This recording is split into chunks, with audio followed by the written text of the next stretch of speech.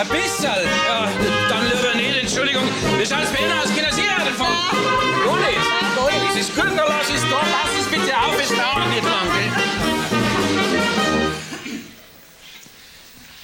Also, Schubert, grüß dich. Das siehst, dass ich kein Unmensch bin.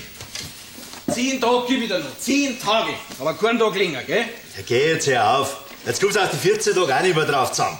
Da schau her, da sind die Baupläne, alles ist am Laufen. Ich hab auch schon einen Vorvertrag, möchtest du sehen? Nein. Doch, den schaust du jetzt an. In 4 Wochen bin ich ein reicher Mann. Der gehört mir nicht. Ich kann nicht so lange warten, bis du deine Wiesen verkauft hast, die Fünferl. Deine Gläubiger müssen endlich ein Geld sehen. Jetzt sei halt nicht so fad. Jetzt trinken wir zuerst einmal einen Schnaps. Ne? Andrea, 2 halbe und 2 Doppelte. Du wirst doch nicht am Vormittag schon saufen anfangen. Red nicht, bring's. Und du sitzt im Garten aus und lernst. Fürs Putzen ist Mama zuständig. Piffi! Okay, lass mich das so schnell fertig machen. Du bist mir viel schade für so niedrige Arbeiten. Nein. Schau nur rein in deine Bücher, dass einmal was Gescheites wert aus dir. Ist das echt? Nein. Papa? Ja? Ich muss mit dir reden. Ich muss dir was sagen. Und der da? Ja, der schon! Sie studiert Juristerei in Menger. In 2 Jahren, wenn es damit fertig ist, haut sie mich aus jedem Prozess raus. Das hat's mir versprochen, mein Michi. Dann kann ich alle Leute beleidigen. Gell, Michi, so machen wir's. Ja, du beleidigst jetzt auch schon genug. Ja, freilich. Aber jetzt kostet's noch was. Die werden schauen. Was die schöne Angerwiesen lässt du zubauen. Und wir als Kind schon Indianer gespielt haben und die Rapper. Also ich frage mich allerweil, wie das so weit ist gekommen mit dir. Mei, Schicksal. Geh, das ganze Geld hast du den Tagelfing gelassen. Verspult hast du das mit der Rose. Kann der Mensch was dafür für seine Leidenschaften? Ich glaub nicht. Grüß dich, Brandl. Du stell dir vor, er will mir bloß so 3 Wochen geben. Der bat sich der Antradi. 14 Tage, hab ich gesagt, gell? 14 Tage, nicht 3 Wochen. Okay, ist denn da wirklich nichts mehr zu machen? Wir sind doch bald wieder ganz flüssig. Na, alles läuft wieder normal. Das Mädel studiert Juristerei in Minga, mit den Pferdl in Tagelfing hab ich aufgehört. Na, die schöne Angerwiesen. Ja, wegen mir darf ich die nicht verkaufen. Du willst ja auch Geld. Aber Prost, jetzt trinken wir zuerst einmal. Mei, dein Vater, wenn das wisst. Siehst du das? Das sag ich auch. Du hast einen sauberen Beruf rausgesucht, mein Lieber. Also ich darf das nicht zusammenbringen, was du da machst. Das Leben fragt nicht lang. Gerichtsvollzieher. Das hätte ich mir nicht gedacht als Bub, dass du einmal bei mir... Was lachst du so dämisch? Weil es so Sachen gibt. Was für Sachen? Das glaubst du nicht, was ich gesehen hab. Was hast du denn gesehen? Dein Bruder. Ja und? Am Brunner steht er. Am Dorfplatz drunter. Ja und weiter? Er redet heute. Er redet? Zu wem? Das glaubst du jetzt wirklich nicht, wenn ich dir das sag. Wer hört denn dem Deppen schon zu? Der Metzger Tyros, der Strobeluppi, der Kaffeehausbärli und der alte Cäsar ist auch dabei. Ja sag mal, was sind denn das für Leute? Das sind keine Leute. Hund sind's. Hund? Hund. Der redet mit die Hund? Ja. Und was sagt er denn? Ich hab nicht alles verstanden, weil viel Lateinisch dabei ist. Die Hund aber haben genau aufpasst, wie die Kinder in der Schule. Seit wann kennen die Hund Lateinisch? Weil er ein magischer ist. Hä? Was ist der? Von der allgemeinen Gesundheit hat er auch was gesagt. Von der Gesundheit, ja, da versteht er was davon. Ah, der hat davon nichts eine Ahnung. Und was ist nachher mit den Krampfadern von der alten Schmiedin? Ja, genau die von meiner Tante hat er auch wieder weggebracht. Agnes hat er gesagt, du tust jetzt ein lauwarmer Kurmist drauf, dann wird's schon wieder. Er ist ein magischer. Sogar dein Metzgerhund hat seine Pfoten verschränkt und schaut, als ob er noch nie jemand bissen hätte. Das muss ich mir anschauen. Bleibst nicht zum Essen da. Nein, lass mich zahlen. Nein, das geht aufs Haus. Nein. Also meine Sache bei dir, das habe ich mir noch allerweise selber gezahlt. Ja, was sind wir denn? Darf man nicht einmal einen alten Freund was zum Trinken? Nein, darf man nicht. Mein bester Freund. Kein Schnaps dürfen die ihm ausgeben. Dann hat er auch noch mit einer Pfändung daherkommen. Also ich darf das nicht zusammenbringen. Schaust du nicht? Nix für ungut. Also, Dankeschön fürs Aufpassen, gell? 3 Wochen.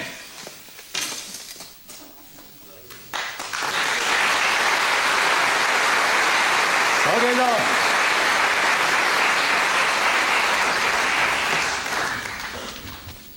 Und, was sagst du? Gehst die Kirchen aus Salat putzen. So was brauchen wir einen Salat, wo wir schon wochenlang weit und breit fast keinen Gast mehr haben. Glaubst du, der spinnt doch? Also, neulich, da ist mir auch schon mal aufgefallen, im Dorf, da sind ihm, alle Hunde sind ihm nachgelaufen. Dem Brandl sei Katz war dabei. Für mich ist der ein Schwindler. Ja, sowas hat die Mutter auf geistlich studieren lassen. Für mich spinnt der, und zwar hochgradig. Jetzt red nicht so schlecht über deinen Bruder. Mit die Hund und mit die Mädel, da hat er selber schon gut können. Meinst wirklich, dass das was wert mit dem Verkauf von der Wiesen? Ja, freilich wert das was, ich bin doch kein Depp. Okay.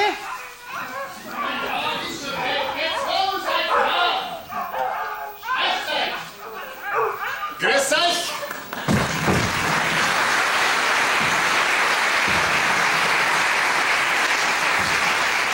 Andrea, mein halbe mein Essen, bitte. Ich bring das gleich. Was war denn los mit dir, Hund? Was hast du denn wieder angerichtet? Ja, mei, das ist halt meine Ausstrahlung, da kann ich auch nichts dafür. Was sind das für Papier? Die Architekten waren wieder da. Und der Gerichtsvollzieher. Das ist ja unser Angewiesen. Ja, freilich. Von was reden wir denn die ganze Zeit? Jetzt ist es soweit. Was ist soweit? Ja, verkauft wird's. An die Isargrund. Die bauen eine Siedlung hin, das weißt doch. Was verkauft? Jetzt stell dich doch nicht so blöd, die Angerwiesen, weißt doch. Ja, freilich, so weit kommt's noch. So weit ist schon. Nächste Woche haben wir einen Notartermin. Biffe.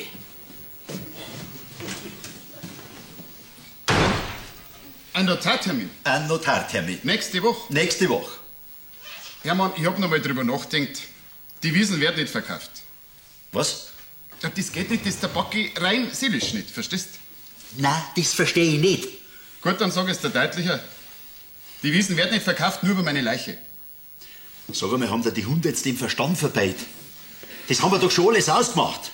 Also da kann ich mich jetzt gar nicht dran erinnern, da muss ich Temperatur gehabt haben. Dir gebe ich eine Temperatur. Das war alles besprochen oder so wird's auch gemacht, sonst kenne ich mich nicht mehr. Jetzt reg dich doch nicht so auf, sonst brauchst du wieder einen neuen Bypass. Schau her. Auf der Wiesen hat unser Uroma schon Äpfel gebrockt. Kirschen und Haselnüsse. Der Vater hat die Mutter kennengelernt. Und in dem Bacherl auf der Wiesen hat unser Uroma deine Taschisten im Windeln gewaschen. Ja, deine auch. Genau, meine auch. Sowas verkauft man doch nicht. Sowas lässt man dir nicht zubetonieren. Du bist ein Verbrecher. Aber du weißt doch, wir sind pleite. Ja, wir brauchen das Geld. Ich hock da auf eine Molstrom Besitz und weiß nicht, von was ich meine Rechnung bezahlen soll. Ja, und das Apartment für die Michi in der Stadt drin. Ha? Und die Kosten für das Jurastudium. Und das Wirtshaus läuft auch schlecht. Und meine Frau, wann meinst du, war das letzte Mal beim Friseur war, so wie die ausschaut? Nein. Nächste Woche fahren wir zum Notar, unterschreiben und alle Sorgen sind beim Teufel. Uns trennt ein Ozean an Verständnislosigkeit. Ein was? Es wird nichts verkauft und es wird nichts gebaut. Das ist unsere einzige Rettung. Ich unterschreibe nicht. Du unterschreibst. Ich bin ein Bauernbauer und ein Bauernbauer verkauft nichts. Wir stehen kurz vor der Zwangsversteigerung. Du musst unterschreiben.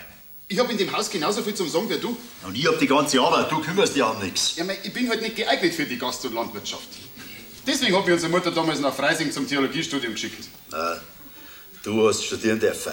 Obwohl ich viel gescheiter gewesen bin. Gescheiter, freilich. Die haben sie schon im Mirsbau aus der Berufsschule ausgeschmissen. Ja, und die aus dem Priesterseminar. Wegen die Weiber. Die Anziehungskraft der Frauen war bei mir halt einfach ein bisschen stärker als die vom lieben Gott.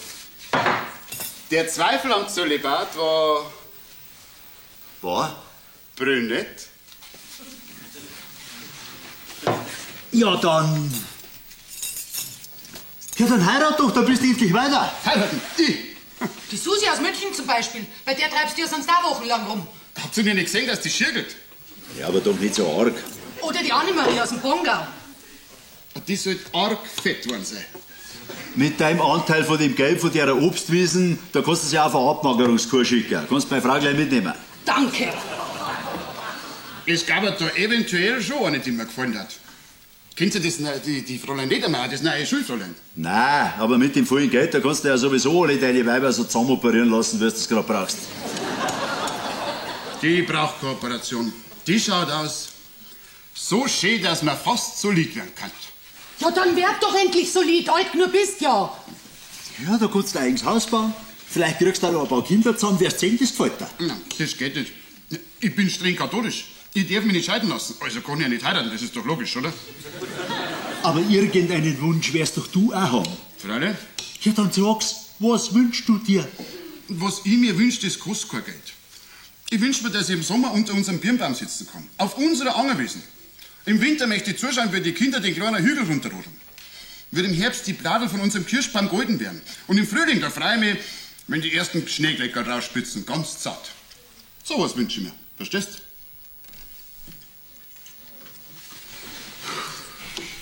Und vielleicht nur ein Rendezvous mit dem Fräulein Ledermeier.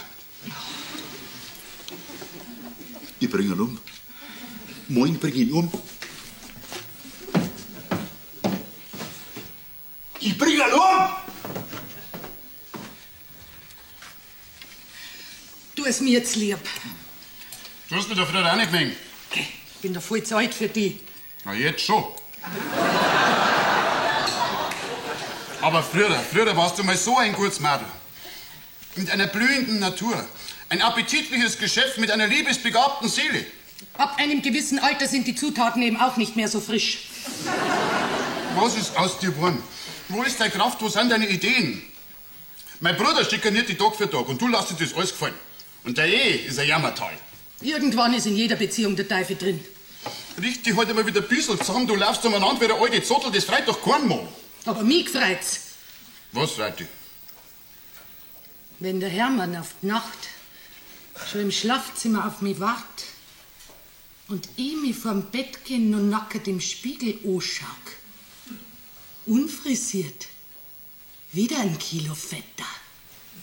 Alles hängt, alles schwabbelt. Da denk ich mir, das gönn ich ihm.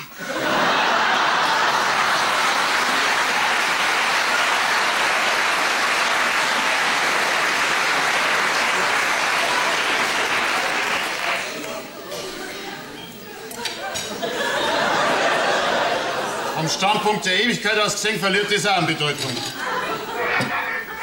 Und die Hunde sind auch wieder da. Ich rief dem gleich das Gute her.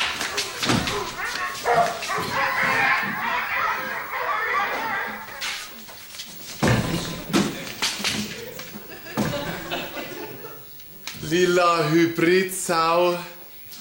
Gute Muttereigenschaften. Lange Nutzungsdauer. 13 funktionsfähige Zitzen. Top Fruchtbarkeit. Wie schwer?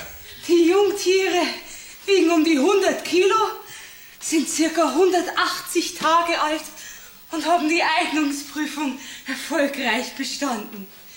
Vor der Auslieferung werden Gesäuge, Fundament, Bemuskelung und Rahmen kontrolliert.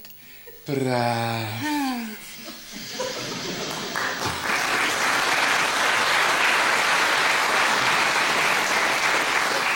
Lernt man das jetzt als beim Jurastudium? Schaut's aus. Da schau her. Onkel Anton, du musst mit Papa reden. Fang jetzt du nicht auch noch mit der Wiesen. Es geht doch nicht um die Wiesen. Was dann? Es ist wegen der Zukunft von der Michi. Was ist damit? Die Michi, die studiert jetzt auf Landwirtschaft in Weinstefan. Die Michi, die studiert Jura in München. Na, nimmer. Nimmer. Vor einem halben Jahr geschmissen? Aber wieso denn? Das war doch der ganze Stolz von deinem Vater. Wegen mir. Wegen einem Schweinezüchter. Aber da wird er sich freuen. Ich hab einen Biohof und die schönsten Fackeln weit und breit. Und die gesündesten. Mit unseren Essensabfällen, das glaubst du wohl selber nicht. Die schmeiß ich doch immer gleich auf den Kompost vom Nachbarn. Die hol ich doch bloß, damit ich meinen Michi treffen kann. Onkel Anton, bitte, du musst es am Papa sagen. Ich trau mich nicht, weil er weiß ja noch nicht einmal, dass der Roman und ich, also dass wir zwei miteinander. Die Michi wird einmal meine Bayerin. Meine Bio-Bayerin. So schnell kann dein Vater keine weitere schlechte Nachricht vertragen. Da müssen wir noch ein bisschen warten. Und Mama weiß auch noch nichts. Freilich was ist. Und seitdem ist mein Magengeschwür nur noch eine Frage der Zeit.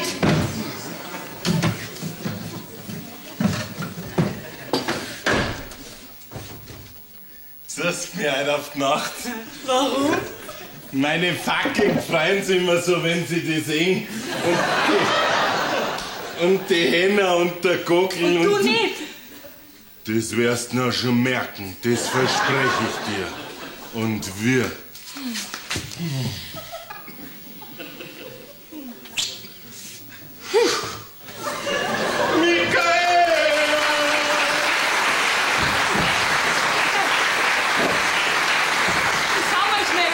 Ob ich ihm noch irgendwie was helfen könnte. Ich glaube, das ist Roman!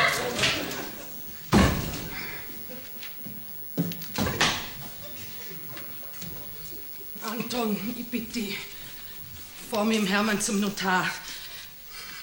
Du kannst uns doch nicht so hängen lassen. Siehst doch, wie alles im Bauch runtergeht. Vor allem die Wirtschaft. Weil was dir da zusammenkotzt, das ist ja auch zum Gott sei Bammer. Erbärmlich. Ich isst nur, weil ich was essen muss. Ich bitte dich, unterschreib. Denk an das viele Geld. Geld. Meinst du, dass das was ändert? Mit Geld ist der Ehe genauso schlecht wie ohne Geld. Mit Geld ist der Hermann genauso ein cholerischer Dickschädel wie ohne Geld. Nur wie soll es denn weitergehen? Ich kann dir das jetzt nicht so erklären, aber ich hab so ein Gefühl. Ich bin momentan von einer ganz besonderen Sensibilität. Fast schon durchlässig. Als ob irgendwas passiert da. Mehr kann ich dazu jetzt auch nicht sagen. Was soll schon passieren? Feldwärmer. Und wenn du glaubst, es geht nicht mehr, kommt irgendwo ein Lichtlein her. Grüß Gott. Das ist für ein Ledermann. Gibt's bei euch noch was zu essen? Küche ist zu. Ah, schade. Ja dann, auf Wiedersehen. Bitte bleibst da, ich hab heute Nacht von einer geträumt. Geträumt. Von mir? Ja, letzte Woche auch schon. Ganz lang. Aber wir kennen uns doch überhaupt nicht. Soll das vielleicht heißen, Sie hätten vielleicht Interesse von mir kennengelernt zu werden? Wissen Sie, was ich hätte? Na, An Hunger. einen Schweinsbraten hätten wir. Aber den kann ich dir leider nicht empfehlen, der ist verkocht. So, verkocht ist der. Nehmen wir lieber den Leberkäse. Gut, dann nehme ich einen Leberkäse. Der ist versalzen. Ich kann dir aber auch 3 wunderbare Spiegeleier machen. Eier sind aus. Gibt's da in der Nähe vielleicht noch eine andere Wirtschaft? Wir sind das einzige Haus am Platze. Um Gottes Willen. Ich gehe jetzt in die Küche aus und richte dir was zum Essen. Und Sie setzen Ihre Bütchen daher und rühren sich nicht von der Stelle. Versprechen Sie mir das? Versprochen. Ehrenwort. Was immer auch passiert, Sie bleiben da sitzen und warten auf mich. 3 Finger aufs Herz. Ja, willst du denn gleich den Bratzen von meiner Tochter? Du Hungerleiter, du biologischer Andrea! Biologisch dynamisch. Papa, ich bin volljährig. Ich darf gern haben, wenn ich mag. Und das bin Gott sei Dank ich. Aber nicht so ein Klarhäusler mit seinen 10 Biofacke. Es sind inzwischen schon 20, 3 Muttersei, freilaufende Hähner, Gockel und mit dem Gemüseanbau habe ich auch angefangen. Ich kann also Ihre Tochter ernähren. Meine Tochter ernähre ich mir selber. Und dir sag ich, unter einem studierten Advokaten bringst du mir keinen Schwiegersohn ins Haus. Kann die Bütchen ein Bier bestellen? Jetzt weiß ich auch, warum du in letzter Zeit so nach Saustall gerochen hast. Und jetzt pass auf. Entweder du folgst oder ich steck dich in ein Klosterlei. Haben wir uns da verstanden? Papa, wir sind nimmer im Mittelalter. Aber in Niederbayern! Und du schleichst dir uns eindeutig immer da herin. Deine Tochter, ja, deine Erziehungsmethode. Reg dich doch nicht so auf. Die zwei haben sie gern. Du hast deine Eltern auch nicht lang gefragt, wie du mich damals kennengelernt hast. Ja, hätte ich's nur gefragt. Hätte ich nur. Herzlichen Dank.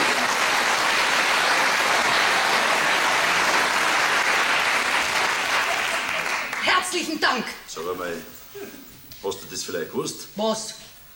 Ja, mit der Michi und dem Sauber. Biologisch dynamisch.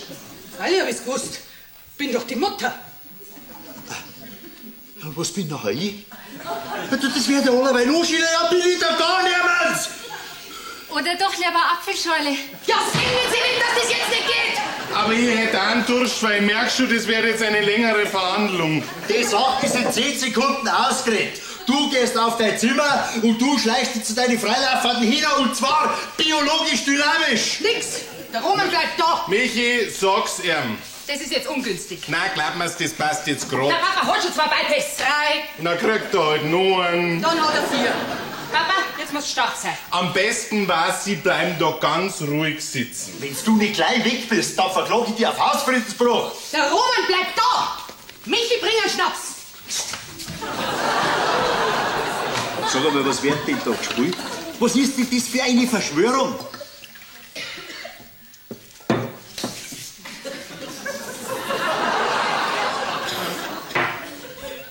Unsere Tochter hat schon lange keine Freude mehr am Jurastudium.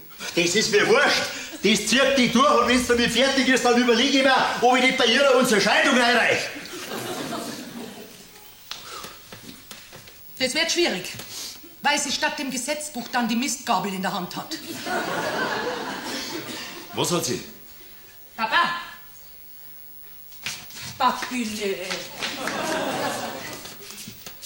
Ich studiere jetzt Landwirtschaft in Weinstefan.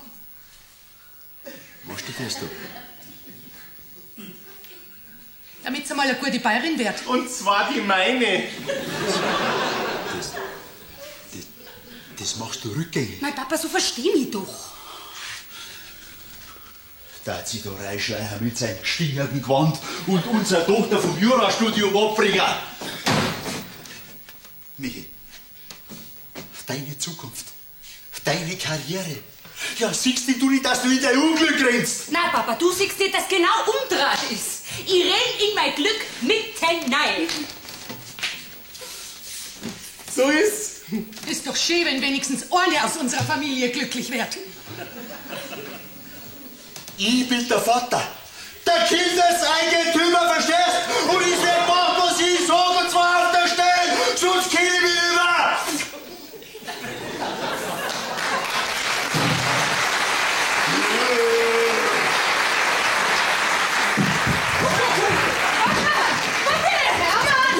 Papa, hör mal doch auf! Wo gehen wir hin? Da auf den Tisch da. Das ist heute auf Eins, zwei, drei.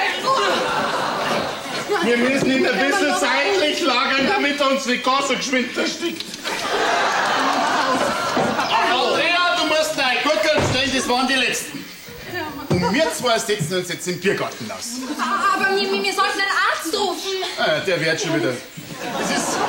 Das ist bloß ein Sauerstoffmangel. Das hat er als kleines Kind schon gehabt. Jetzt mal, wenn er was nicht rausgegangen ist, hat er die Luft gehalten, bis er umgefallen ist.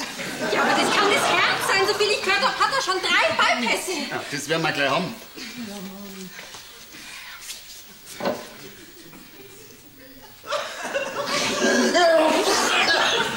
Na also. Du musst dich hinlegen. Du kannst nur mich so erschrecken. Ich glaube, ich telefoniere doch lieber nach dem Arzt. Hä? Kein Arzt, bitte. Der Pfarrer soll kommen. Warum denn der Pfarrer? Ein Kamillentee tut's auch. Geh mal. Mama, die ja. Mach mir sauber.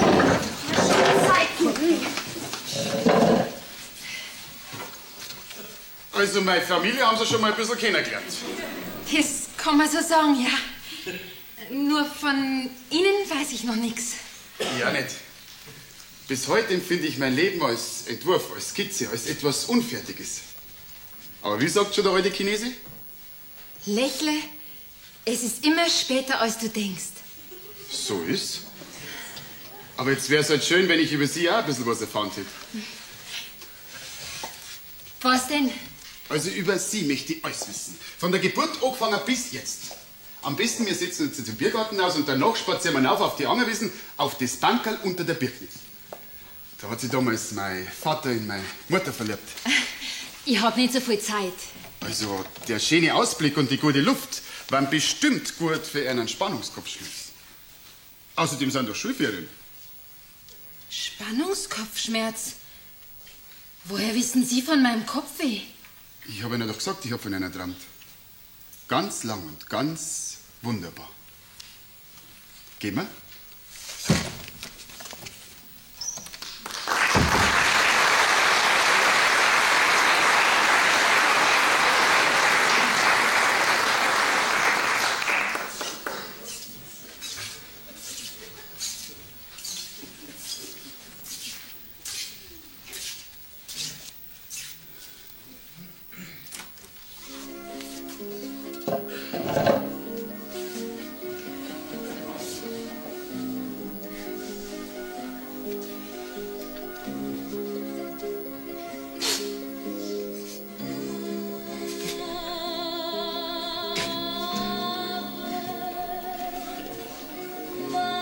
Was machst denn du da unten, Hermann? Du bist krank, du kehrst ins Bett. Ja, so sag doch was. Geht's dir wieder besser?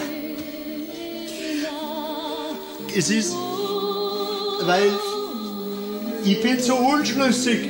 Unschlüssig? Ich weiß nicht, wie ich mich entscheiden soll. Du entscheidest dich für dein Federbett. Andrea, Das sind ja Särge. soll ich mich jetzt eher verbrennen lassen oder ist dir eine Erdbestattung lieber? Hermann. In einem Sarg, wenn ich lieg, dann kriege ich doch bei meiner Beerdigung die ganze dreckige Erden ins Gesicht und... Aber Hermann, was redst denn da von der Beerdigung? Und am Ende schmeißt nur jemand Lilien ins Grab und ich hab doch eine Lilienallergie auch noch. Was redst denn jetzt vom Sterben? Hermann, ich bitte dich. Andrea, Folgendes. Ob Verbrennung oder Erdbestattung. 3 Sachen sind wichtig. Du musst mir meinen Trachtenanzug anziehen, den mit den großen Hirschknöpfen, kann ich mich drauf verlassen. Und in die Sakko, da tust du mir unser Hochzeitsfoto rein. Machst du das? Ach, Hermann. Mein Hermann. Und die Traberzeitung. Und wenn das Trauerjahr ist, dann schaust du um eine neue Hochzeiter. Nie, niemals mache ich das. Da kannst du ganz, ganz sicher sein.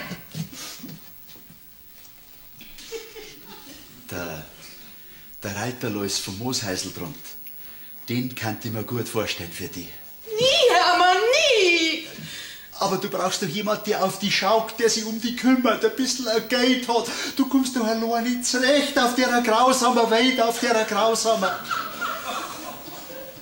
Hermann, Was ist denn, mein Weibe? der Bergfritzi aus dem Leusachtal. Was ist mit dem? Der tat mir eventuell schon gefallen.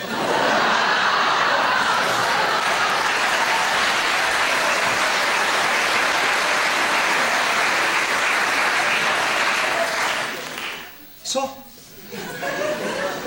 Ja, Und was bitte gefällt dir jetzt an dem? mei, so halt. Alles.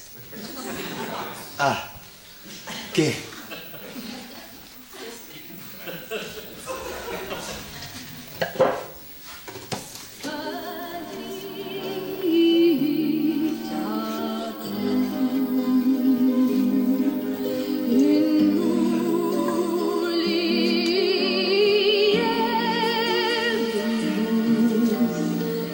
jetzt los?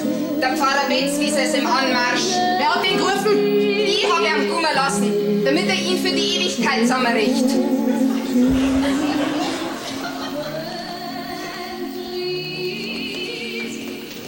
Gelobt sei Jesus Christus.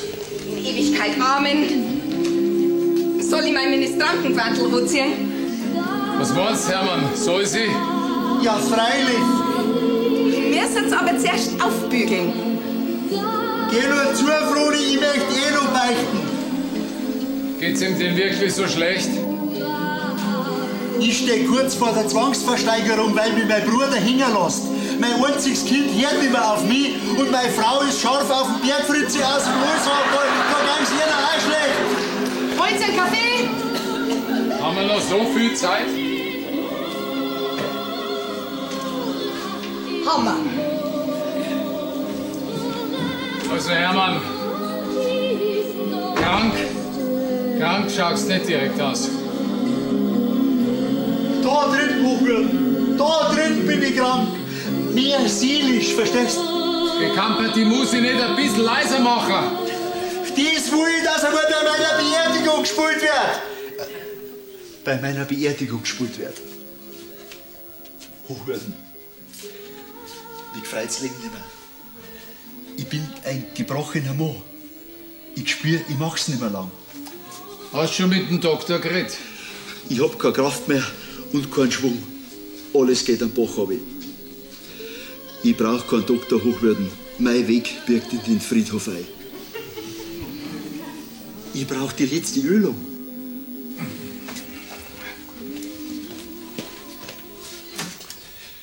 Wann hast denn du das letzte Mal gebetet?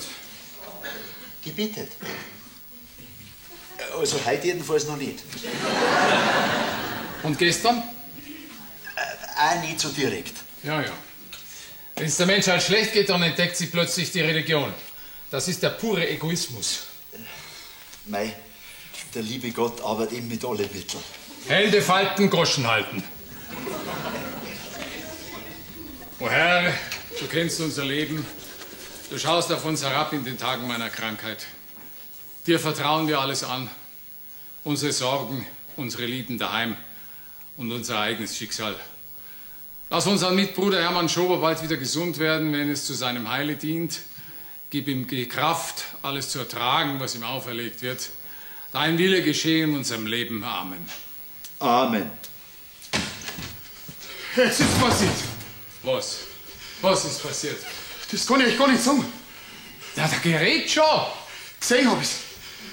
Hinterm Haus, auf unserer Wiesen, neben der Quelle und dem großen Lindenbaum. Wen hast du gesehen? Jetzt ist passiert, jetzt werden wir Gnaden hat. Auf was? Glaubst du an Erscheinungen in Hochwürden? Ja, mei. Sagt dir der Name Maria Magdalena was? Ah, die vom Kramer? Nein, nicht die Heilige.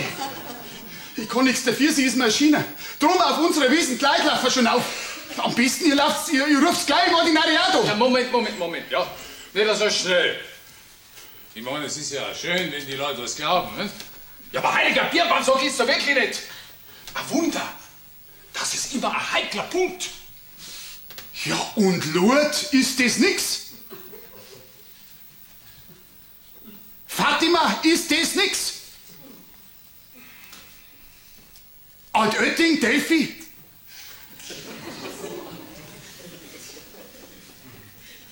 Die haben alle mal klar angefangen. Mit einer Erscheinung und jetzt?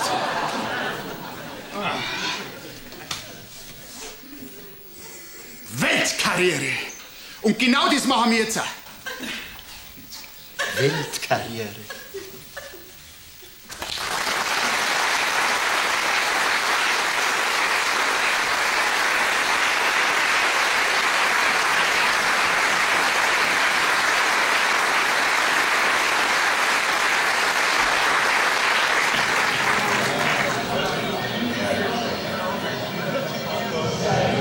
Schweinsbraten mit Knödel, 8 Spurfackel, 2 mit Bauernschmaus und 12 Pilgerteller Magdalena. Pilgerteller haben wir nur noch 8. Mach die Portionen kleiner, dann klang's. Mama? Ein Pilger muss sich nicht so vollstopfen, das lähmt die Andacht. Habe ich schon gehört heute Nacht. Ach je, was denn? Wie's umgearbeitet habt, drum in der Kammer. Wir sind halt jung und verliebt, da ist es so. Schammen Sie einer nicht, einen heiligen Menschen zu verführen. Also von heilig hab ich nichts gespürt, im Gegenteil. Was macht denn das für einen Eindruck? Wir sind jetzt eine moralische Institution, sittlich hochstehend, verstehen Sie? Das sind wir unserem Heiligen schuldig. Wir lassen uns doch nicht unseren Heiligen wegheiraten. Was taten denn wir mit einem verheirateten Heiligen?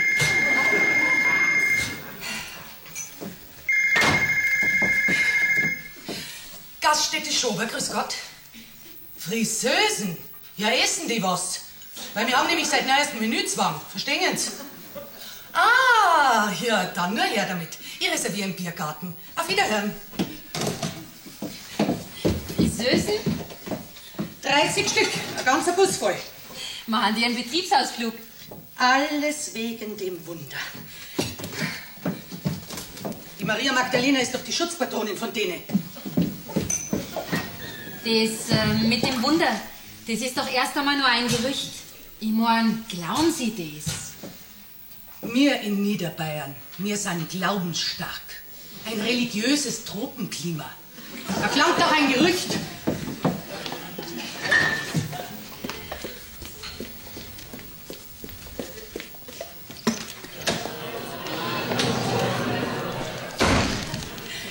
Aschenbach. Wenn ich verliebt bin, brauche ich viel Schlaf. So ein Glück kostet meine ganze Energie. Meine schon auch. Auseinander! Was ist jetzt los? 5. Gebot! Du sollst nicht töten. Na, das mit der Unkeuschheit. Das ist das 6. Sowas läuft jetzt nimmer da herinnen. Wir werden ein Gnadenort. Draußen wartet schon die internationale Presse. International? Sauber? Ja, das Landshuter Heimatblatt. Die wollen unser Wunder ganz groß aufziehen. Das ist recht. Ein Fotograf ist auch dabei. Da musst du da vorne gescheit campen. Anton, Was denn, Spatzel? mir kannst das doch sagen. Was denn? Das mit der Erscheinung. Ja, das habe ich dir doch schon genauestens und ausführlichst geschildert. Ja, aber das ist doch alles ein ausgemachter Schwindel. Das klingt ja gerade so, als ob du mir zweifelst. Nicht an dir, Anton, aber an dem Wunder. Hast nicht gehört, wie ich singe? Mit ein bisschen Glauben ist das Leben gleich noch einmal so schön. Also sag. Dir sage ich alles, was du willst. Gut. Du hängst sehr an der Wiesen. Weil hänge ich an der Wiesen und wir. Und dein Bruder ist in finanzielle Schwierigkeiten. Jetzt vielleicht bald nicht mehr so. Weil du mir nix, dir nix, so zwischen Mittagessen und Kaffee trinken noch schneller Erscheinung gehabt hast. Erscheinungen sind immer in sommerlicher Stille und glühender Mittagshitze. Und seitdem brummt der Laden. Schaut ganz so aus. Und wenn auf der Wiesen eventuell erst einmal eine kleine Kapelle steht, dann geht auch nichts mehr mit dem Bau einer Wohnsiedlung. Das ist doch so, oder? Also Maria, was denkst denn du von mir? Anton, wir zwei, wir stehen am Anfang einer so schönen Beziehung. Ich will nicht, dass du mich anlegst. Maria, du kannst mir vertrauen. Vielleicht hast du das mit der Erscheinung ja noch eingebaut. Vielleicht waren es deine Endorphine, deine Glückshormone, die das ausgelöst haben. Also meine Glückshormone, die lösen ganz was anderes aus. Weißwürst, Blutwürst, Leberwürst. Geh gleich raus in die Küche, Michi wartet schon.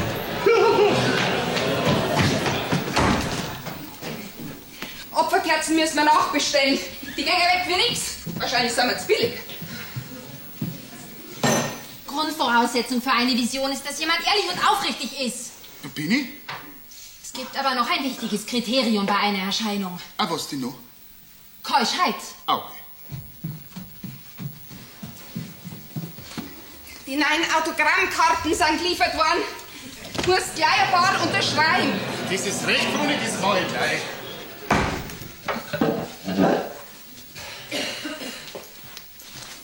Ich gehe jetzt lieber. Ich glaube, ich bin deinem Wunder nicht gewachsen.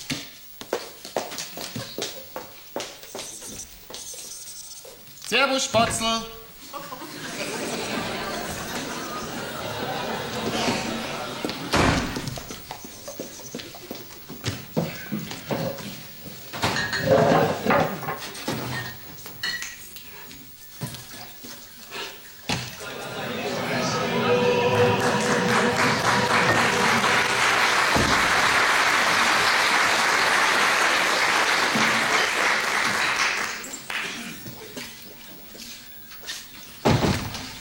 Wo bleibt denn mein Kamultee? Wasch die, rasier die, zieh die an.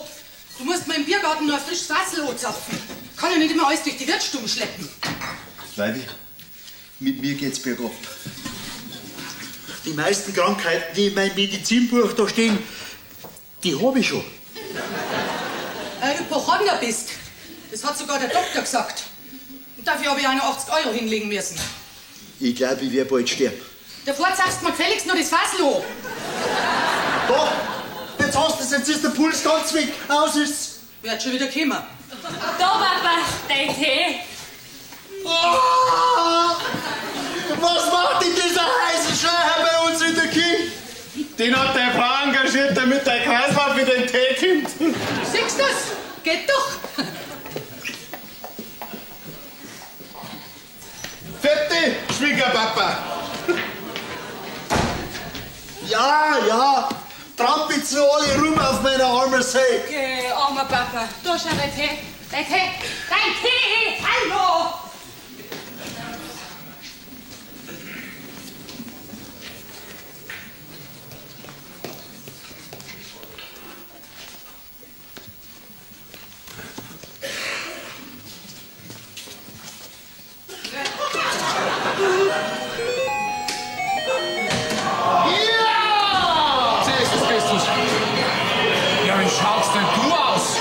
Das sind nicht meine Fans. Das war beim Elvis genauso. Beim Elvis? Aha. Setz dich mal daher. Magst du ein Bier haben? Setz dich daher. Ich hab mit dir zu reden. Magst du nicht immer zu meinem Bruder aufgehen? Ich glaub, der hat der Hilfe am dringendsten nötig. Den packen wir später. Hochwürden, ich glaub, der fällt uns langsam vom Glauben. Ja, okay, sei so gut. Sagt er doch letztens glatt, wenn mir jemand im Jenseits erst Erlösung anbietet, dann kann ich doch davon ausgehen, dass er mir im Diesseits bescheißt. Ist das nicht schrecklich? Hersetzen, so. Ist recht, Hochwürden. Wo brennt's? Ich möchte, dass ihr da draußen aufhört mit dem Budenzauber. Budenzauber? Stille Einkehr pflegen hier die wenigsten. Danke. Ja, mein, das ist halt einmal so in Bayern. Die Wallfahrt muss kurz sein und die Weiß muss lang. Aber wir sind hier kein Wallfahrtsort. Wir können nicht nur ein neues Birkenstein oder neues Altötting brauchen. Ja, und meine Vision? Wer Visionen hat, der soll zum Doktor gehen. Ach, du bist also der Auffassung, dass Visionen was mit Krankheit zum tun haben. Du als kirchlicher Würdenträger. Ja, deine schon. Anton, die werden die auseinandernehmen. Hast es du wirklich gesehen? Wen? Na, die Maria Magdalena. Also, ich lieg nicht so oft, wie es den Anschein hat. Aha. Wie hat's denn ausgeschaut? Wer? Ja, die Maria Magdalena. Von was reden wir denn die ganze Zeit? Also glaubst du das? Ich bin noch ganz durcheinander. Also gut, ich höre. Schön was. Wie eine griechische Plastik hat's ausgeschaut. Glaub mir's, Hochwürden, so schön kann nur eine Sünderin ausschauen. So. Was hat's denn angehabt? Bitte? Ja, dir muss ja irgendwas angehabt haben. Du zweifelst an mir. Also die Sachlage ist die. Einerseits glaube ich dir kein einziges Wort. Auf der anderen Seite haben wir seit deiner Vision 8 neue Kircheneintritte, da kommt man schon ins Grübeln. Sogar der Maurerläusel ist wieder fromm worden. Und seine Frau schlagt auch nicht mehr so viel. Siehst du das? Halt einmal Start. Gehst weg, was tust denn da? Ich brauche ein Schippe für deine Haare. Ein paar liege mir unterm Kopfpolster für meinen Cholesterinspiegel und den Rest verkaufe ich draußen im Biergarten. Ja, dass die nicht gleich schwingst samt dein Cholesterinspiegel. Jetzt haben wir schon mal einen Heiligen und jetzt tust du gefälligst auch. Roni, zum letzten Mal. Ich bin kein Heiliger. Ja, komm, das wissen wir schon besser als du. Also. Wart nur, ich erwisch dich schon irgendwann. Nein, mach des Glaubens, gell? Warum zieht ihr denn nicht gleich einen Reliquienhandel auf? Vielleicht hat er ja nur ein paar von seinen alten Milchzähnen in einen Schachtel. Reliquienhandel? Das sei so gut, da müssen jetzt erst tot sein. Das da wart ich nimmer. Ab jetzt rasierst du dich trocken und deine Bartstoppeln werden gesammelt. Waren meine Schamanen schon da? Wer? Ja, sag mal, seid ihr jetzt alle übergeschnappt? Vor was brauchst du Schamanen? Die soll meine Seele ins Totenreich begleiten. Für deine Seele bin immer noch ich zuständig. Wenn bei den alten Azteken so ein alter Indianerhäuptling stirbt, steigt er auf einen Berg, legt sich auf einen Felsen und lässt sich von die Geier fressen. Wo sollen denn wir jetzt Geier hernehmen? Sei doch nicht so grauslich zu deinem Mann. Der soll erst einmal das Fassel draußen anzapfen. 3 Finger! Der Hermann ist doch zu schwach. Das kann doch der Anton auch machen. Ja, freilich. Dass wir die Waldfahrer noch ganz auseinanderrupfen. Weil schon langsam wächst mir die ganze Geschichte nämlich über meinen Kopf. Ja. Ja, ich gehe ja schon. Und Dankeschön für deinen Besuch, Hochwirt. Und keine Sorge, es ist ja noch nichts entschieden. Ne? Ich bin ja sozusagen nur in der Findungsphase. Ja, vielleicht mache ich auch einen auf Wiedergeburt. Aber bei uns heißt es Erweckung. Geh, mach mal geschwind auf. Keine Schamanen. Erweckung. Ein idealer Lebenszweck ist Borstelvieh und Schweinespeck. Mein idealer Lebenszweck. Borstelvieh und Schweinespeck.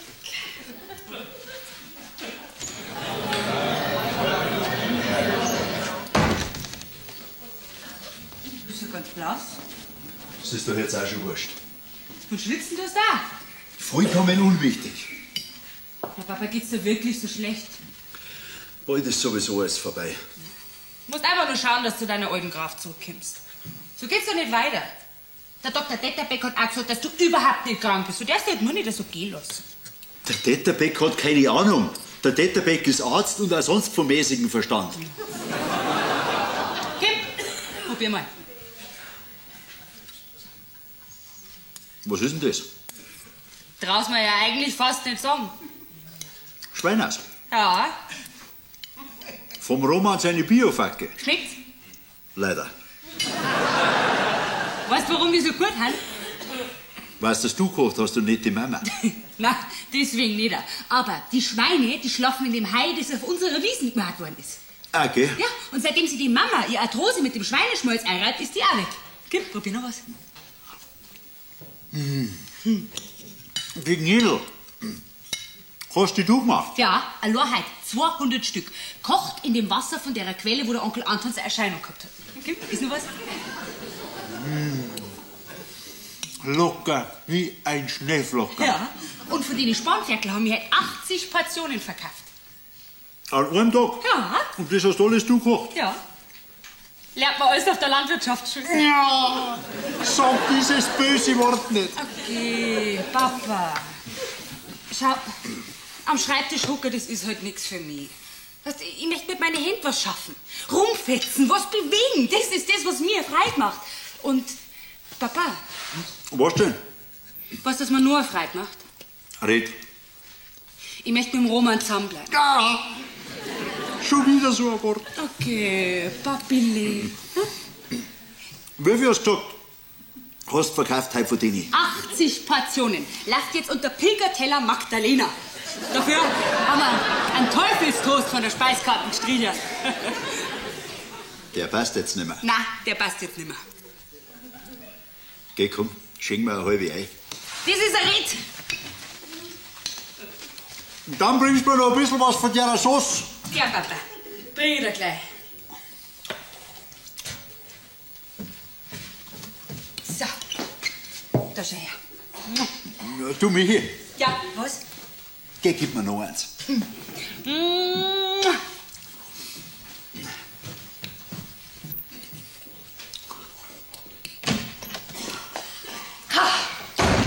Feierabend.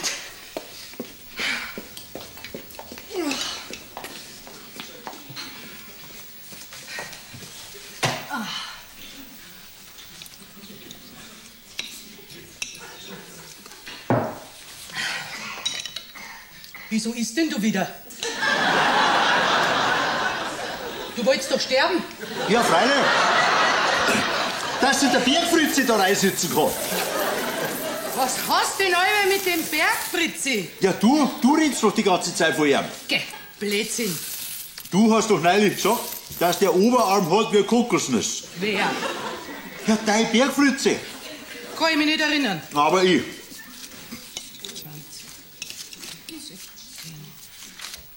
Du, Weibi.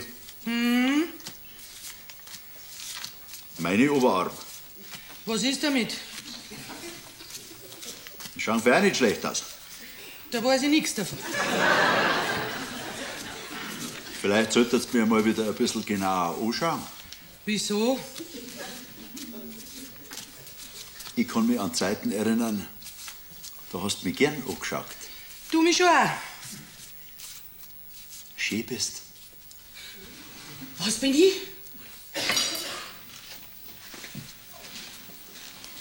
Schön. Jetzt habe ich mich verzeiht. Yeah. Was hast du denn? Was machst du denn? Du machst mich jetzt nervös. Ja, du mich schon. Hermann, du bist krank. Ja, das werden wir nachher schon sehen. Hermann, dein Blutdruck. Ja, der passt genau.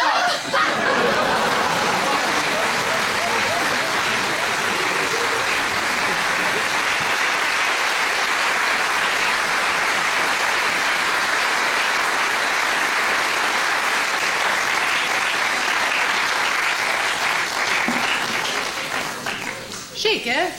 Wunderschön. Weißt du was? Die machen wir gleich um 2 Euro teurer. Das machen wir. Habt ihr mein Spatzel gesehen? Wen? Das ist eine Fräulein Lehrerin. Die war doch schon seit Wochen nicht mehr da. Und angegriffen hat's auch nicht. Nein. Wirklich nicht. Macht ja nichts draus. Frauen kommen und gehen, nur der Durst bleibt. Gibt's? Macht's einmal Pause. Bei uns gibt's keine Pause. Wir zeichnen die Devotionalien aus. Heute ist Ruhetag. Wir müssen vorarbeiten, die Pilger wollen noch andenken. Die bayerischen Engel sind besonders beliebt. Made in Taiwan. Schenk nur ein, Michi. Und dann fährst zum Großmarkt und bringst noch ein paar Kisteln Schweineschmalz. Der Roman bringt doch auch als mit, wenn er mich nachher abholt. Das langt uns aber nicht. Die Leute brauchen dringend was gegen Rheuma, Arthrose und Zahnfleischbluten. Aber gewiss nicht das Schweineschmalz aus dem Großmarkt. Red nicht, bring's. Alles, was du kriegen kannst. Und wir fun's dann um in einer Schachtel mit einem Engel drauf. Das hat mich doch wundern, wenn es nicht genauso hilft. Was ist denn das? Das muss ihm beim Stehen irgendwie reingerutscht sein, am Papa. Was? Nein, die Lade hat so wohl geht dort. Ne? Die Wiesen bleibt im Familienbesitz und aus und fertig. Was? Nein, da wird nichts verkauft.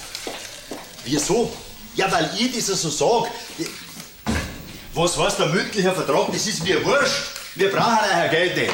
Ja, die Wiesen werden eine Wallfahrtsort mit lauter Kiosk für Devotionalien, Bratwürst, Gebäckbierhal, Milchschnitten und 25 Euro. Nix Wohnsiedlung, ich baue nächstes Jahr selber. Ne? Ein großes Gästehaus und eine kleine Gnadenkapelle. Plus Mehrwertsteuer. So, jetzt ist ausgeredet. Was? Ja, dann verklagen Sie mich halt. Ne? Geben Sie Fürcht, bevor Sie haben, Hans Wursten wie einer. Da hören Sie mal das Geräusch.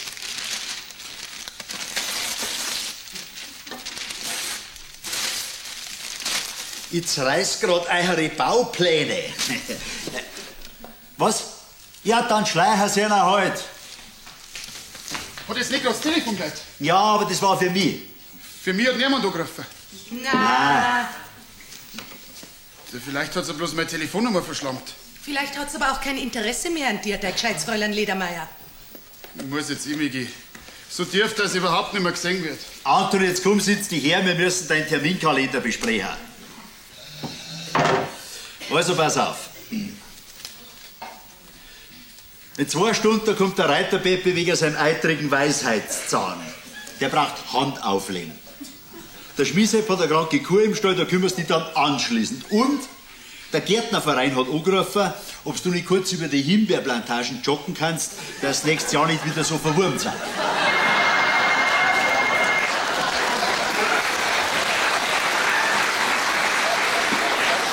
Ja, bitte. Für die.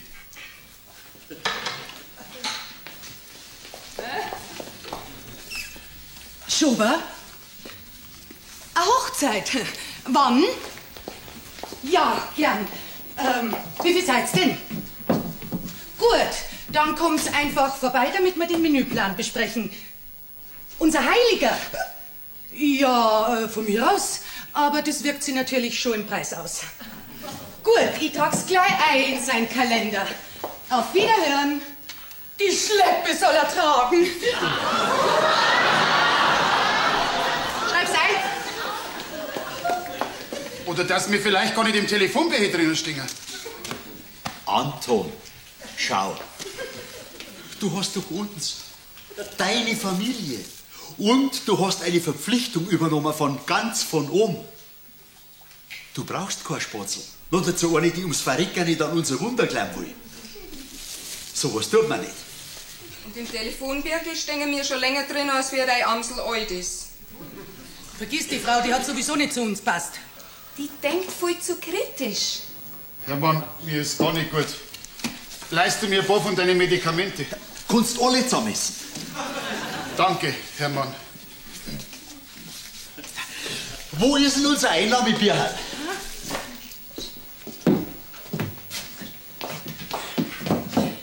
Da hab ich's.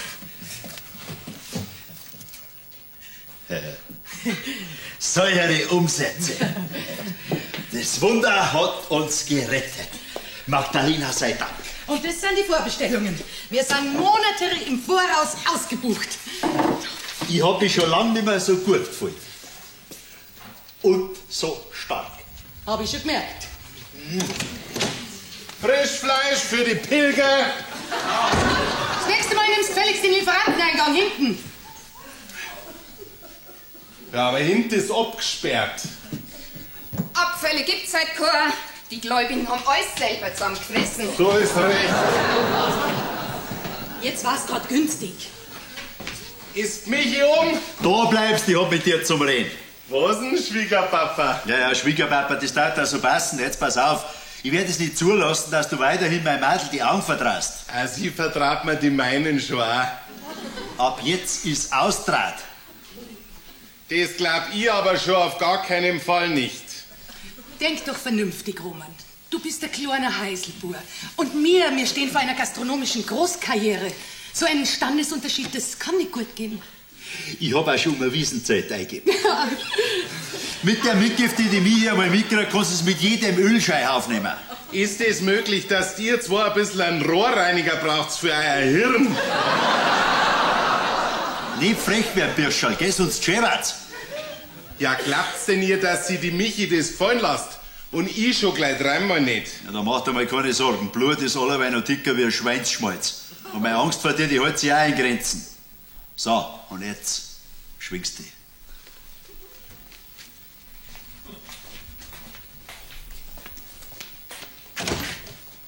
Euch geht's wieder richtig gut, gell?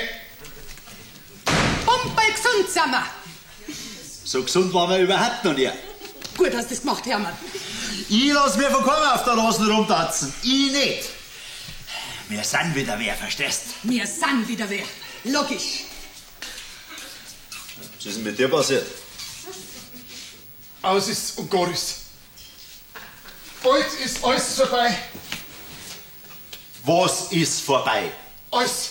Hast du Tabletten genommen? Ja, dann gehst du aufs Klohaus und speibst. Aber nicht daneben, bis alles frisch putzt.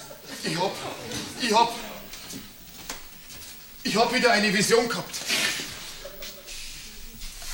Was hast du gehabt? Eine Eingebung. Eine Eingebung. Und diesmal sogar eine ganz starke. Also, schöner geht's ja nicht, Anton. Anton, ich liebe dich. Ja, wenn das so weitergeht, dann wäre ich noch Landrat. Wer war's denn diesmal? Wer war's denn diesmal, Mantel oder Weibel? Jetzt, Anton, komm, sitz dich hier und verzeih.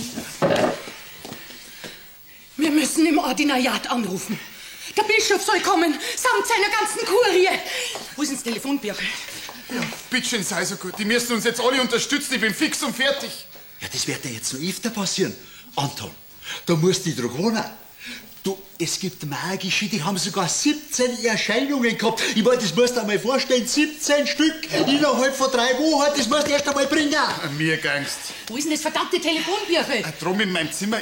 Wir stehen ja übrigens drin, ich hab nachgeschaut. Jetzt hört's einmal auf mit dem blöden Telefonbuch, Anton, komm, verzeih halt endlich. Wisst ihr, was Neurotransmitter sind? Keine Schimmer. Acetylcholin, Dopamin, Adrenalin, nix. Schon eher. Was ist damit? Das sind alles Stoffe, die für unsere Gefühle zuständig sind. Und diese Gefühle wiederum, die aktivieren unseren Mandelkern, verstehst du? Ja, logisch. Ja, jetzt spann uns nicht so auf die Folter, sag. Was wieder die Maria Magdalena? Eher nicht. Was wär nein? Am Ende war's gar die Jungfrau Maria mit ihrem dunkelblauen Sternenmantel. Eher auch nicht. Jetzt fix mir was und dann? Das will ich euch doch gerade erklären. Also dieser besagte Mandelkern, die müsst ihr euch vorstellen wie ein Salzstreuer oder ein Pfefferbüchsel, der alle Nachrichten, die im Hirn eintreffen, mit einem Gefühl würzt. Mal mehr, mal weniger intensiv. Das ist wissenschaftlich bewiesen, gell? Jetzt, du machst mich noch wahnsinnig mit deinem Mandelkern. Unterbrechen du nicht dauernd. Danke, Andrea. Also, und dieser, mein Mandelkern, der hat, wie soll ich das sagen, der hat eventuell ein bisschen zu viel gewürzt bei meiner ersten Vision. Ja, und? Was bedeutet das? Dass ich mir das Ganze wahrscheinlich nur eingebaut hab mit der Maria Magdalena.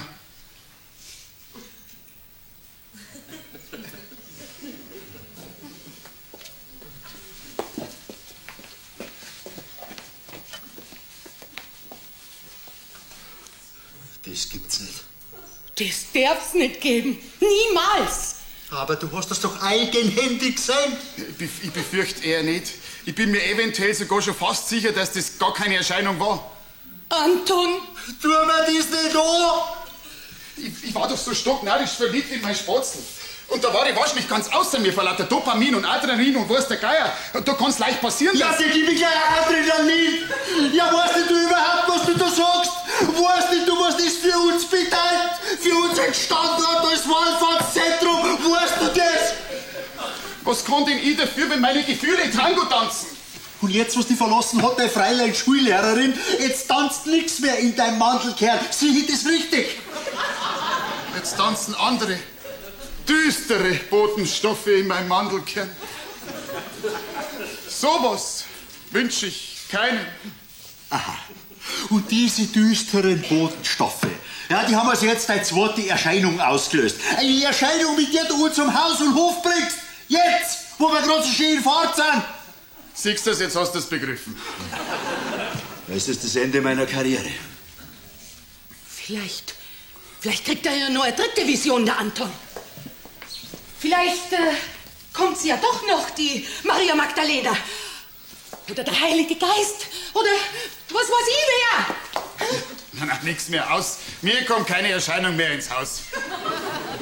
Von dem Gespräch da darf kein Wort nach draußen dringen. Kein einziges Wort versteht sie. Alles läuft genauer so weiter, wie es war. Keiner darf was erfahren von dem Mandelkern. Ja, aber das geht doch nicht. Ich muss doch meine Seele ordnen. Und ob das geht, Hände falten, Goschen halten. So machen wir's. Und zu keinem Menschen auch nur einen Pieps. Das ist unredlich. Ich bestehe nachdrücklich auf deiner gehabten Erscheinung. Jawohl, ich auch. Ja, aber wenn ich sie doch gar nicht gehabt hab, das waren meine Gefühle, das war meine ausgeprägte Fantasie. Ich hab mit einer verhängnisvollen Täuschung gegeben, das hab ich dir gerade erklärt. Das ist mir wurscht. Wichtig ist nicht, was du gesehen hast, sondern wichtig ist, was die Leute glauben. Die Menschen müssen doch von meinem Missgeschick erfahren, die haben doch ein Recht auf die Wahrheit.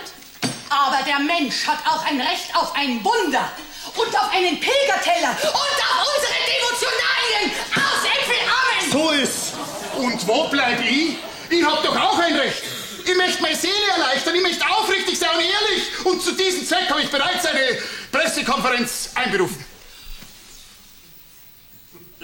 Was hast du?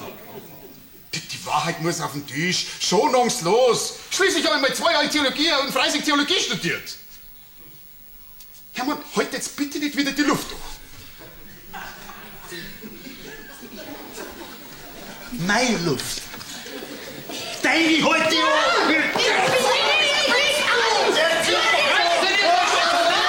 Du gehst dahin und du gehst dahin. Danke, auch das Wort.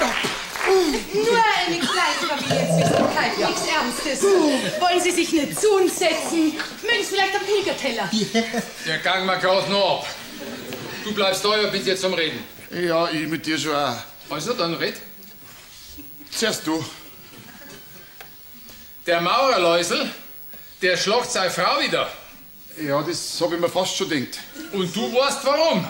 Ich habe da so eine Ahnung. Eine Ahnung hast gehabt. Aha, erst was der Vision und jetzt was der Ahnung gehabt. Aber dazwischen, Hochwürden, dazwischen war noch die Erkenntnis. Eine Erkenntnis auch noch. Ja, eine starke. Aha, ich habe auch eine Erkenntnis gehabt. Die hat mir ein Kollege aus Freising zu Ohren gebracht, dort wo du zuletzt gewohnt hast. Okay, verzeih. Vor 5 Jahren ist dieser Unselige aus der Kirche ausgetreten. Was ist er? Jesus, an das hab ich ja gar nicht mehr gedacht. Ein Heidenkind in unserer frommen Familie. Schlimmer geht's nicht. Also die Heiden sind besser als ihr Ruf, gell? Wegen ein paar Markel Kirchensteuer. Ja, schaffst du denn gar nicht. Mein Hochwürden, das war keine Frage des Glaubens. Ich hab mal gedacht, was ist das für eine Religion, auf die das deutsche Finanzamt eine Steuer erhebt? Aha, das hast du denkt. Jetzt pass mal auf, jetzt sag ich dir was. Jemand, der keine Kirchensteuer zahlt, der hat nie, aber schon gar niemals, nicht auch nur die kleinste Erscheinung. Hast mich. Siehst du, ich kann's also gar nicht gesehen haben, das ist der Beweis. Du hast unsere Familie blamiert bis auf die Knochen. Hochwürden, war es eventuell möglich, dass das Ganze so quasi unter uns bleibt? Anton, wie kannst du es wagen, aus unserer heiligen Mutter Kirche auszutreten? Wie traust du dir sowas? Gottvertrauen.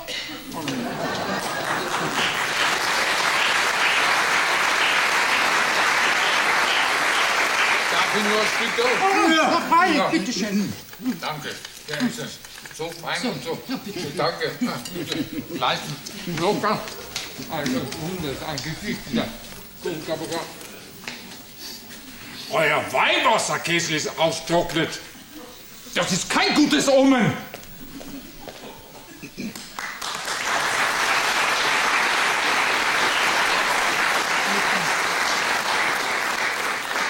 Wo sind die alten Baupläne? Genau, die alten Baupläne. Ja, nie drin, schau, dass du das herbringst. Oh. Wo ist das Telefon? Ja, du hast das letzte Nie drin bringen.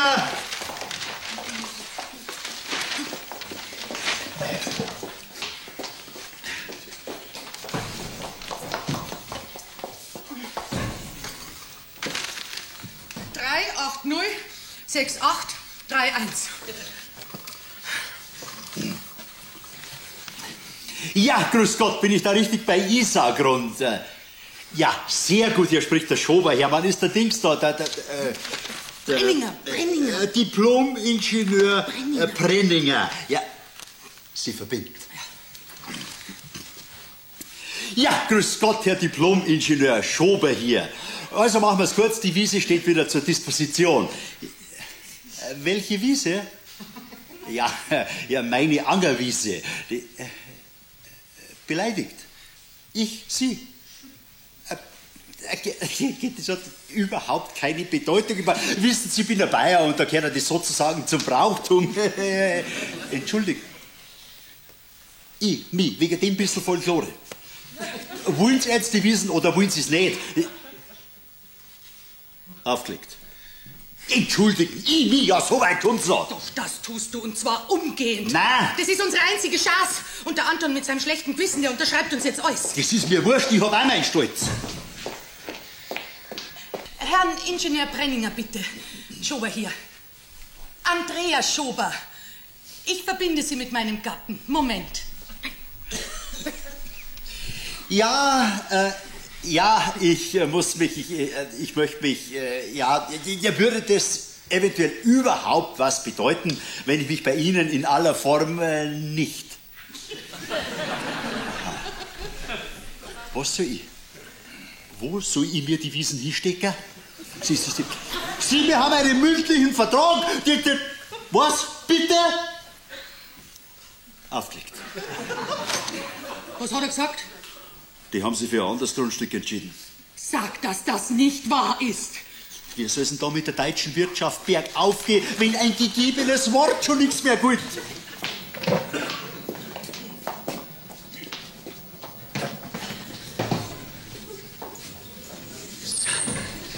Sie passen wieder auf, ja? Dankeschön.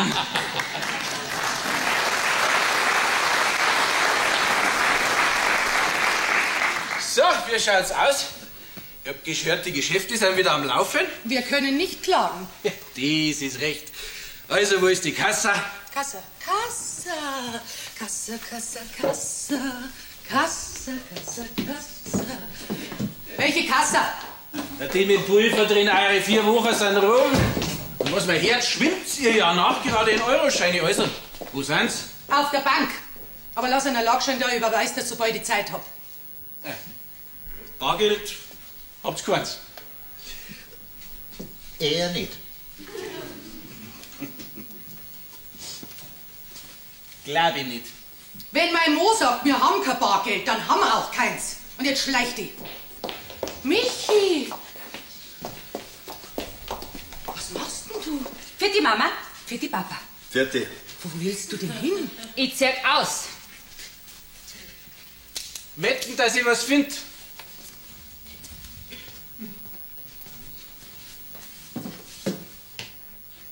Du schau her. Also, ich bin jetzt seit über 20 Jahren Gerichtsvollzieher. Ich kenn ihn jetzt versteck. Oi, oi, oi, oi, oi, oi. Na.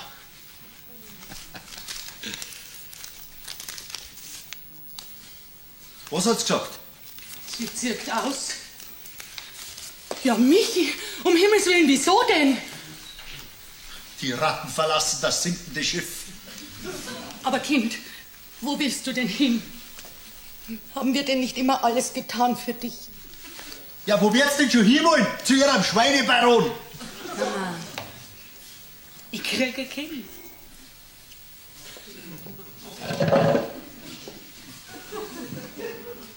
Gratuliere.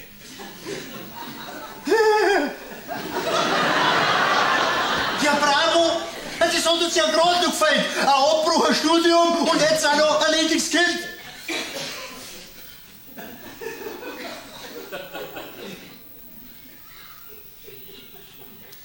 Mei, in der Stadt ist der Sünd, auf dem Land der Brauch.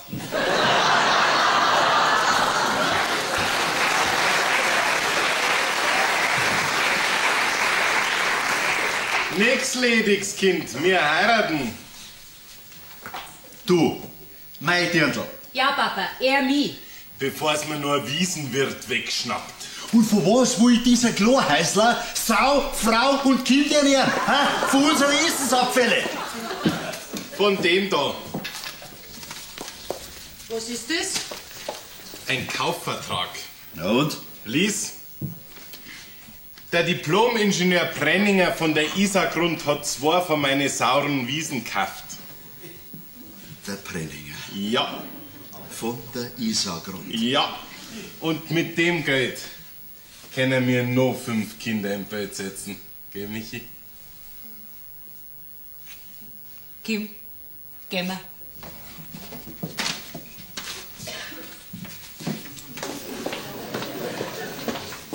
Also,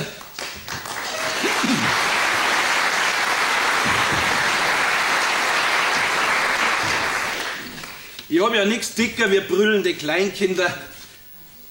Aber trotzdem, ich gratuliere. Das ist die Quittung.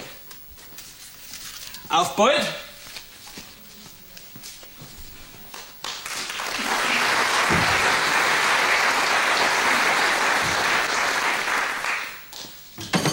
Hat ich bald vergessen. Rohrreiniger, Großpackung.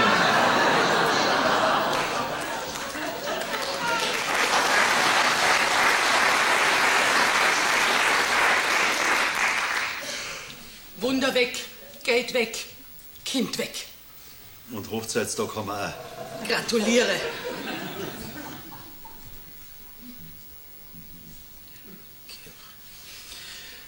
Jeden Sonntag knie in der Kirche in der ersten Reihe. Und dann sowas. In der ersten Reihe knien immer die Heuchler.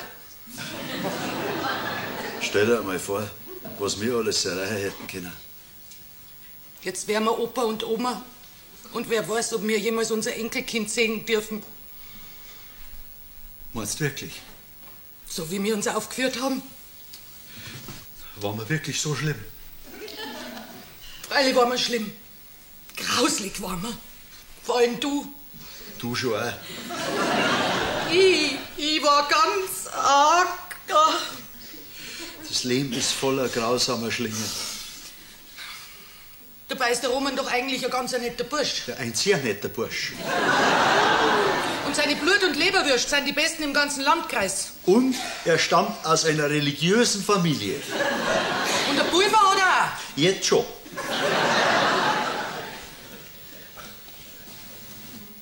Und unser Michi. Mein Gott, war ich ein Hirsch. Einer mit einem Jahrhundertgeweih. Weil, wie weißt du, was ich glaub? Ich glaub, wir haben einiges nicht so ganz richtig gemacht. Weißt du, was ich glaub? Was? Dass uns ein Rohrreiniger nicht ganz langen wird. Das glaub ich auch. Eine Kreuzfahrt in die Karibik. Bahamas, Bermudas, Jamaika. Weiße Sandstrände, blaues Meer, rote Sonnenuntergänge. Weißt du, was ich immer gern gemacht hätte? Was? Mit dem Schiff weil die Donau entlang. Linz, Wachau, Wien. All die Abend mit Tanz, Ripperlbuffet. Geh, sowas kostet doch nix. Aber schön war's gewesen.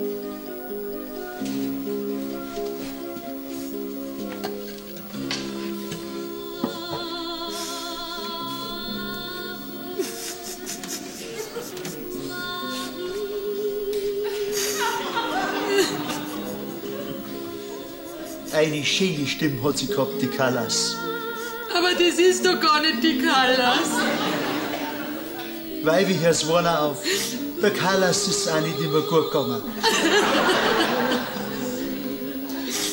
Komm, Weibi, geh mal schlafen.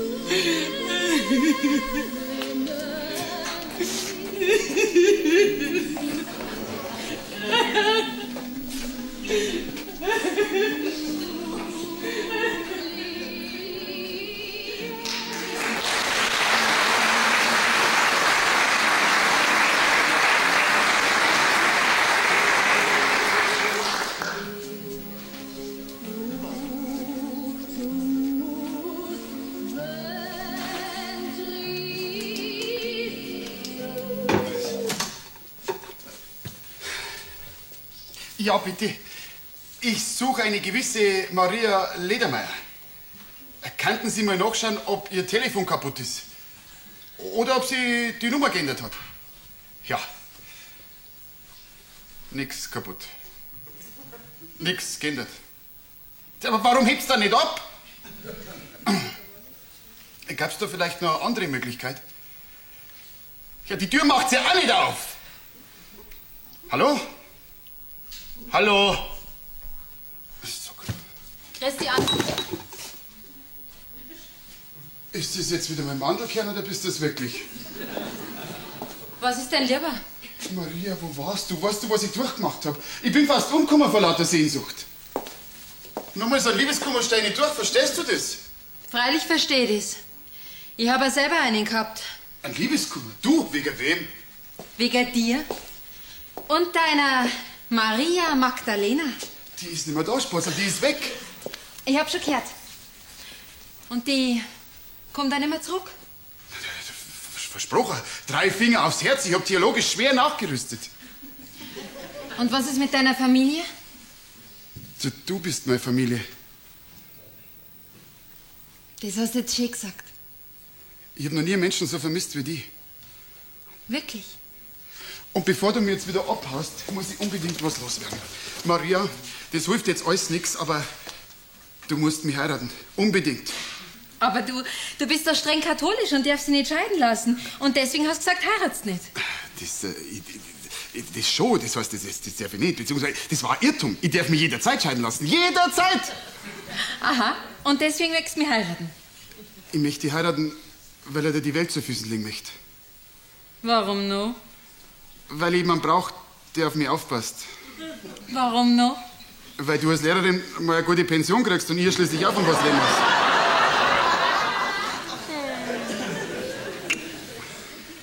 Habt ihr zufällig sowas wie Champagner in eurem Kühlschrank? Das glaube ich nicht. Das hat sie mit den Wahlfahrern so schlecht vertragen. Das wird sie ändern. Hintern? Was, wieso? Anton, darfst du mir heiraten, wenn du jetzt zum Beispiel stinkreich warst? Dann erst recht. Dann kann man uns einen ganzen Stall voller Kinder leisten. Ein Stall voller Kinder. Wenn du das zusammenbringst? Kann das sein, dass du unsere finanzielle Situation ein bisschen falsch einschätzt? Ich nicht, aber du? Also irgendwas krieg ich jetzt nicht ganz auf die Reihe. Dann hör zu. Vor 10 Tagen habe ich mit meiner Schulklasse einen Ausflug auf die Sennhütten gemacht. Und als wir wieder zurückgekommen sind, vorbei an eurer Wiesen, da haben 2 von den Kindern Durst gekriegt und haben Wasser getrunken aus der Quelle, neben der du deine sagenumwobene Erscheinung gehabt hast. Und weiter? Krank sind's worden. Krank?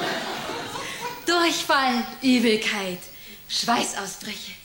Von unserem Wasser, das ist ja eine Katastrophe. Das habe ich mir auch gedacht. Deswegen bin ich mit einer Wasserprobe zum Wasserwirtschaftsamt gefahren und hab's untersuchen lassen. Unser Wasser. Euer Wasser. Und? Sind Bakterien drin? Bakterien weniger. Die Kinder sind ja nicht vom Wasser krank geworden. Was dann? Lies?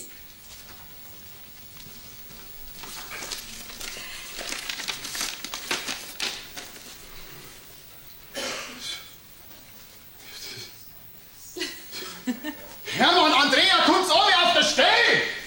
Das ist ja... Was blärst denn so umeinander mitten in der Nacht? Jetzt ist passiert! Was ist passiert? Das trau ich mir eigentlich gar nicht sagen. Ja, red schon. Glaubt ihr an ein Wunder? Noch ein Wort und ich kenn mich nicht mehr. Ja, und Magnesium, Calcium, ist das nix?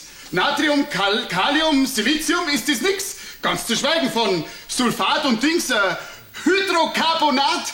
Hat das wieder was mit deinem geschissenen Mandelkern zu tun? Das kann schon sein, weil ich schon wieder so ein Gefühl habe, als darf man vor einer entscheidenden Wende stehen. Ja, jetzt red schon, bevor der Hermann wieder die Luft abtrat. Ich kann nicht, ich bin fix und fertig, Maria, sagst du. Über kurz oder lang seid ihr die reichste Familie im ganzen Landkreis. Wieder mal. Aus der Quelle auf eurer Wiesen, da sprudelt ein Heilwasser von erstklassiger Qualität. Ja, da schaut euch den Laborbericht an.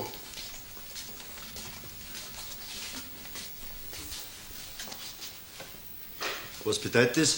Ich ahne es. Das Wasserwirtschaftsamt hat gesagt, ein Heilwasser dieser Güte verkauft sich quasi wie von selber.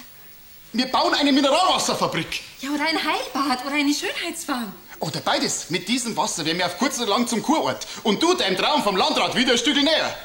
Und mein Anton wird Fremdenverkehrsschiff. Mindestens. Und statt Pilgerteller verkauft man Kernelfutter. Gesund, weniger Aufwand, größere Gewinnspanne. Und gut für die Verdauung. Sauber. Ja, jetzt ist doch noch passiert, unser Wunder.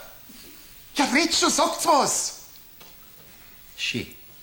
Was sagst du, Weibi? Ja, schön. Wir stehen ja kurz vor der ersten Million und ihr sagt schön. Ist das alles? Mein Weibi möchte jetzt endlich einmal was von der Welt sehen. Linz, Wachau, Wien, Passau. Oldie Abend, Tanz, Rippelbuffet. Und das nennt sie Welt.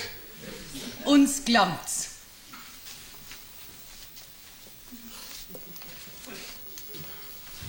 Red's mit der Michi und mit dem Roman.